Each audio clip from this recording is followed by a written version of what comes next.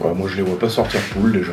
Ah, toi t'es défaitiste direct. Moi, ouais, je pense que ça va être compliqué au vu de la préparation, enfin ce qu'ils font depuis 4 ans. Plus ils ont une grosse poule, ils attaquent par l'Argentine. Ouais, je pense que ça va être compliqué aussi. Après, ils ont tendance quand même à se réveiller sur les grandes compétitions. Bon, on va être les premiers supporters quand même.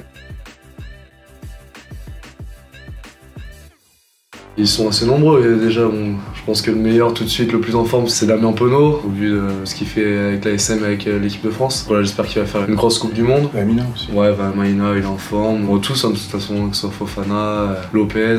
Ouais, si, les Auvergnats, j'espère qu'ils vont faire une grosse Coupe du Monde, mais bon, je m'inquiète pas trop pour eux. Bah, c'est le meilleur au poste. Ouais, en deuxième ligne, en France, ouais, c'est l'un des meilleurs.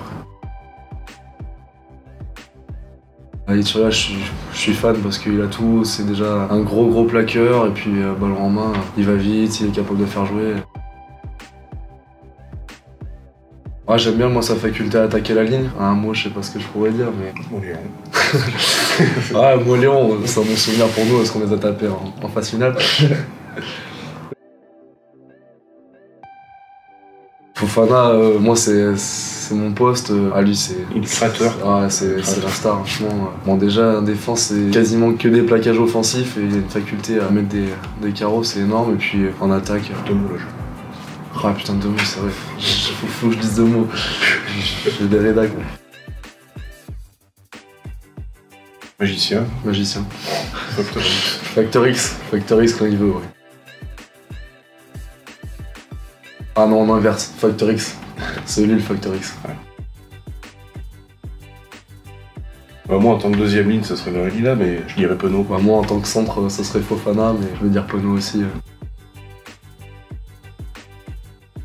Qu'est-ce que ça donne? Voilà, je pense qu'on va être d'accord. Vous êtes à peu près équilibré, ouais. Bah, il y avait une surprise la dernière. Oui, c'est vrai, ils avaient perdu contre les Toga. Je pense que ça peut Ouais, pas se renouveler. là, de toute façon, ils n'auront pas le choix. S'ils veulent avoir une chance de sortir de poule, ça veut dire déjà qu'ils auront tapé à un des deux gros, l'Argentine ou l'Angleterre. Oui, puis là, les Tonga, ils ont pris 90 points contre les Blacks, ouais. Ouais. 50 points, ça serait tarif syndical. Et allez-y, montrez-nous votre pronostic. Alors on a à gauche Angleterre 15, France 18 et à droite France 13, Angleterre 35. À mon grand regret, hein, parce que je suis à fond pour les Français et puis les Anglais j'ai un peu du mal. Mais voilà, les Anglais tout de suite, moi ils m'impressionnent quoi. Rugbystiquement, ça envoie du jeu de tous les côtés. J'ai bien peur que même avec la rivalité qu'il y a pour le crunch, la France je ne vois pas exister sur ce type de match. Moi je pense. Moi je pense qu'ils vont lâcher un peu contre l'Argentine et ils vont tout miser sur l'Angleterre. Ah là on est pas mal. Ah putain là, à peu de choses près, on est sur le même résultat. Donc là on est d'accord pour dire qu'on va écraser les États-Unis. Ouais, c'est quand même pas leur spécialité aux Américains.